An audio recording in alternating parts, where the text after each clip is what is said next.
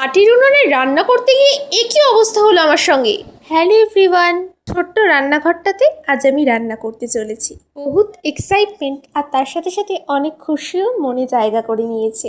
প্রথমেই তো আমি এখান থেকে আমার যেগুলো দরকার সেইগুলো ওই ঝুড়ির থেকে বের করে নিয়েছি। আর এগুলোকে না একবার জল দিয়ে না ধুয়েই কিন্তু আমি এখানে সাজাতে শুরু করে দিয়েছি। আসলে আমি ভুলে গেছিলাম এত এক্সাইটমেন্টের জন্য। আসলে এগুলো কিন্তু দুদিন আগেই পরিষ্কার করা সব বাসন কিন্তু আমি মেজে রেখেছি। জাস্ট আজকে রান্না করব বলে একটুখানি ধুয়ে নেওয়া। এখানে কিন্তু আমি গরম মশলা, ব্ল্যাক পেপার, সবজি, বেসন, পাঁচফোড়ন, তেল, তারপরে কিন্তু লঙ্কা, পটলটা আমি কেটে রেখেছি এখানে। বেসন দিয়ে আজকে পকোড়া ভাজবো, তার জন্য এটার প্রথমে তেল আর জল দিয়ে আর নুন হলুদ মাখিয়ে রেখে দিয়েছি। এরপরে ডালটাকে জল দিয়ে ভিজিয়ে রেখেছি। আর এখানে কিন্তু আমার উনুন ধরানো হয়ে গেছে। মাটির রান্নাঘর এ এক পুরনো ঐতিহ্য বাঙালিদের।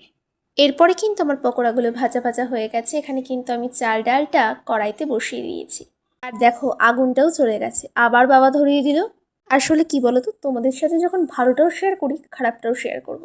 তারপরে তো নুন হলুদ দিয়ে দিয়েছি, আর এখানে কিন্তু লঙ্কা চেরা দিয়ে দিয়েছি। আর নামানোর কিছুক্ষণ আগে কিন্তু আমি এখানে গরম মশলার গুঁড়ো, ব্ল্যাক পেপার আর একটু নুন মিক্সড করে দিয়ে দিয়েছি।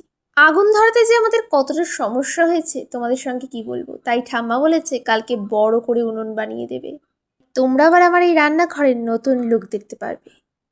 খিচুড়িটা কিন্তু আমার হয়ে এসছে, এবার আমি বাটিতে তুলে রাখছি। রাধে রাধে। কালকে ঠাম্মার নতুন উনুন বানিয়ে দিলে তোমাদের সঙ্গে শেয়ার করব চাউমিনের ভিডিও। কারা কারা দেখতে চাও অবশ্যই কমেন্ট করে জানাবে। চলো টাটা।